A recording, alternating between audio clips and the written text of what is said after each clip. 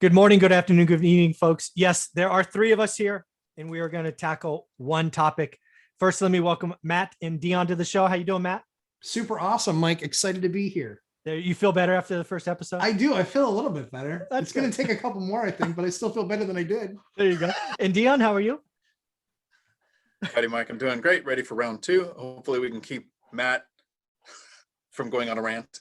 Maybe. Doubt it. It was good to watch. So if it happens again, I'm okay with it. It was entertaining. For the quality content, everybody. Lumberjack landlord, lumberjack landlord, lumberjack landlord. Yeah. Go there. Yeah, exactly. Well, hey, Dion, I want to start with you. Because one of the things, obviously, you're very active in the Bigger Pockets community, which I was over a decade ago, not so much anymore. But one of the things that I always struggled with kind of helping that newbie investor kind of stay motivated. So maybe talk about the importance of staying motivated, maybe talk about how you do that, and then we will go around and all hit this topic. But why don't you start us off? The first thing I would suggest is not doing what Matt did and finding a video that irritates you so much you spend the whole week trolling everyone in the comments. I found time to buy another property, though. But you did, and it made you do that. So it was a good outcome. Yes. There are millions or billions of hours of YouTube content being uploaded weekly and monthly, and there is content in there. And to me, it is the constant reaffirmation of my goals. So when I listen to somebody like Graham Stephan, his early stuff when he was mostly focused on real estate and finances, listening to some of those a few times, or the Bigger Pockets episodes where I find somebody that I really identify with and I listen to it a few times, and the morning update right here on One Rental at a Time. It's not something that you listen to once and then you're good for a while.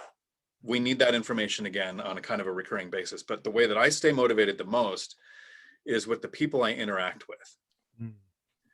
When I'm helping somebody who's just getting started, their new excitement is infectious, and it hits me too. Yeah. When I'm interacting with somebody who will never invest and has a million excuses as to why they can't own a rental, Ashley, and I'm talking to people and I see all of the reasons why they're going to be trapped in their job for decades. Yeah. That is powerful motivation. Yeah. Okay. Very cool. How about you, Matt? Stupid crash videos get me motivated. I can tell. They certainly get you excited.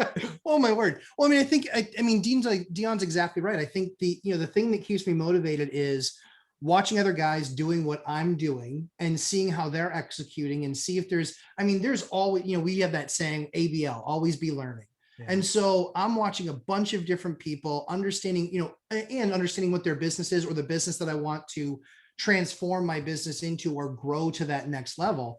And so we're always watching that content and trying to take in to see, the good thing is that always something can be learned. The downside is that after doing this for 20 something years, yeah. Mike, after doing this for 20 something years, you're going to listen a lot of times to a 50-minute video and maybe hear one thing that was different than what you've heard before. Mm-hmm. But you know what? That's mining for those diamonds. Sure. Like we still do. I certainly still do. And, just trying to, add elements to my game that will make me a better investor, that will have me doing things or venturing to learning things that I haven't necessarily done before. Yeah. So that's what keeps me motivated, is that I want to keep on growing my business. And growing my business in the next 2 years is going to look nothing like what it was growing my business the last 2 years. Oh, I agree with that 1,000%. They look nothing alike. So yeah. I have to roll with the system. I have to roll with what the market is. I have to roll with what different processes are winning. And I have to be getting good at those things. Otherwise, I'm going to sit here 2 years from now and go, I wrote 260 offers and I got nothing. Right. And you want to stay disciplined, but you still did 6 off market deals and still were able to put deals together. But you need to make sure that you're staying disciplined. Even if you're looking at the 10 different things that you could possibly do to win a deal, you still have to stay disciplined and make sure that the numbers still are key.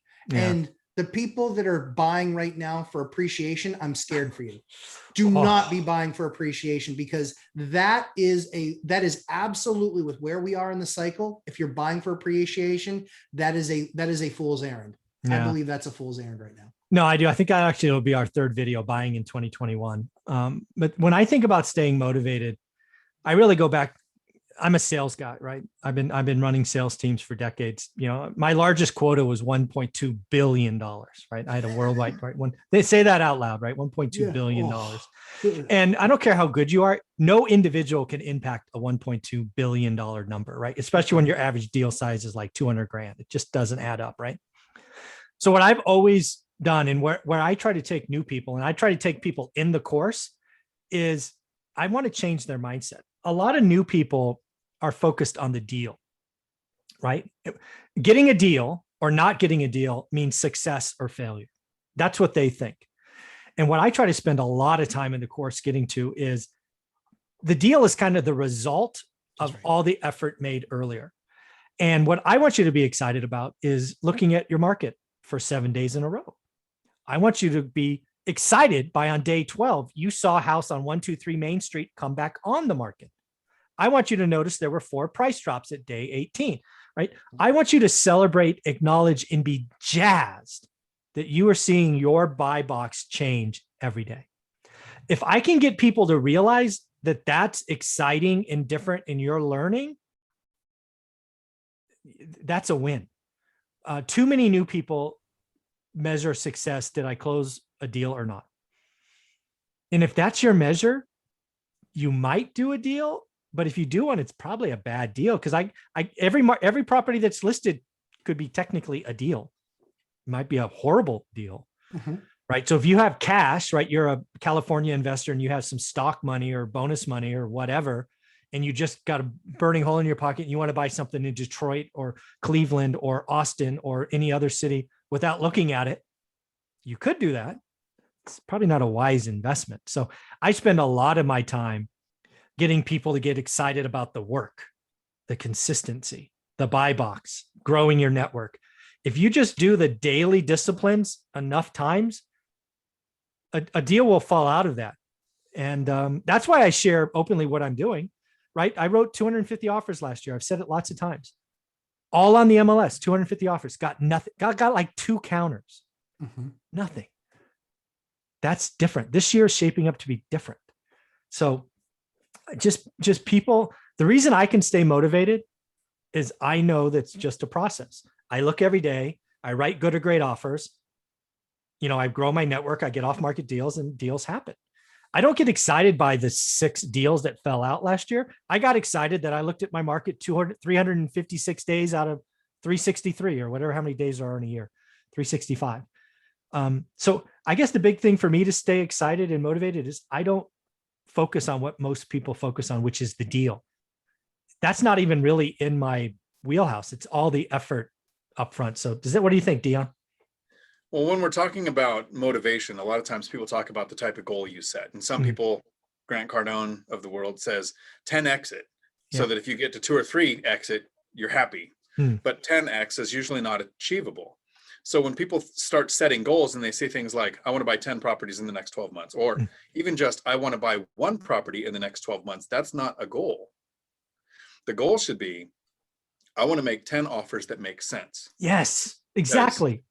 Move the goalpost. You can celebrate. I did the work. I found the property. I made the offer. And if it made sense, it doesn't matter if somebody else made an offer that didn't make sense because they wanted to overspend or they had a different use. And, you know, especially if you're talking single family. Yeah. A buyer doesn't buy on return. They buy on emotion, what they can afford it, what they can afford every month. So setting achievable goals is really important to me. And sometimes that can be not when I'm working out, I want to get up to the next weight bracket. It's I'm so lazy. I want to make sure if I work out 3 times this week, that's a win. Like that's my goal. I achieved it. Yeah. So when it comes to real estate and investing, it's the same thing. I want to find those offers. I don't know if it was as good a luck or bad a luck as you last year. You made over 250, 60 offers and didn't get anything. I think I made 20 in the last 12 months and had 3 accepted, closed on 2. Nice. So I'm good. Not sure what I'm doing different. Maybe my market's just different, or I'm doing worse deals than you normally do. That's probably our buy box is different, right? You're looking at multifamily, duplexes, triplex. I'm looking for single family. I'm competing with lots of owner occs in the neighborhoods. And it's just our buy boxes are different, and that is okay. Yeah, I think our markets are very similar then, because I haven't seen one single family house in the state of Washington that made sense at anywhere close to what it was going for. Yeah. Yeah. But again, it's about doing the work. Again, I want newer people to hear this. Change what you're doing. If you write 10 good or great offers, that's a win. You can't force the seller to accept your stuff, but you have the power to write good or great offers. Celebrate that. I agree. How about you, Matt? Congratulations, won a bad deal. Yes. Wow. No, I mean, that's not the point of this. And so for me, it's, one of the things that I look at a lot is, so the Red Sox have this hitter named JD Martinez, and he was a garbage player the first 8 years of his career. No, I mean, was on a bunch of different teams, bounced around, and then he became a scientist of hitting. Okay. And the whole goal was not hitting the ball. The whole goal was putting together a great at bat. That's what the whole goal was. Okay. And so when he started focusing on, this is what makes it, gives me the best shot at a hit, is having a great at bat. Okay. That's what I need to be doing. I need to be doing these specific things based on my swing, based on how they're pitching me. I need to be doing these specific things to give myself the best shot at getting a hit. But I'm most concerned about having a great at bat. Instantly, his batting average went up like 70 points the next year. Wow. And all of a sudden he's making 25 million bucks and 30 million bucks a year from a guy that was bouncing around from team to team, right, and couldn't stay working for that same team. So it's the same way that I look at my deals, which is, yes, I love to do great deals. Sometimes I'll take a good deal if it's something specific, but the big thing is, what the worst problem to have with having enough money to do almost any deal that you're looking at is having almost enough money to do any deal you're looking at. Right? Exactly. Because if I want to just assert my will on the deal and say, pound sand, everybody, this is my deal, I'm buying it. Yeah. Like on that big 6 unit that I was looking at, I could have bought that deal no matter what, and thrown all the math out the window, didn't care what my return was, had the worst alligator soup in the world. Ugh. Like, it would have been horrible. Right. But you could have. I would have won the deal. And at the end of the day, that's not what you do, because you know what? That would have limited me. It would have pissed off my bank. It would have limited me on the next deal. Yeah. A bad deal is always a bad idea. And so all you need to be focused on is, what are the things that I need to do to make sure that I get myself a good at bat? And at the end of the day, there's sometimes when the pitcher is so on, you're not going to get the pitch to hit. And that's just the way that it goes. Yeah. And so if you just stay disciplined and have that good at bat, you're not, I mean, even the best baseball players of all time are out 7 out of 10 times. Right. So that's okay. And recognize that's what your averages are, work with those numbers. But the thing everyone needs to be focused on is having a good at bat, not whether or not you won the deal, because that just means the numbers worked out. Yeah. I hope people are hearing this. What most newbies, again, do wrong is they focus on getting the deal, the close, or getting to escrow and closing. It's not that. Celebrate the work, celebrate the at bat, celebrate doing the daily disciplines. Again, I really meant this. The first time you look at your market 7 days in a row, celebrate that, because most people don't. How many times have you guys heard me say I look at my market every day? 100 times? At least, right? I do. I still do after 20 years. It's amazing how many people want to fight me on this. Oh, but Michael, I'm just going to look on Saturdays. I'm like, gosh, not this again. Right. What do I got news for you. I bought it on Tuesday. Enjoy seeing sale pending on the MLS listing. Yeah, exactly.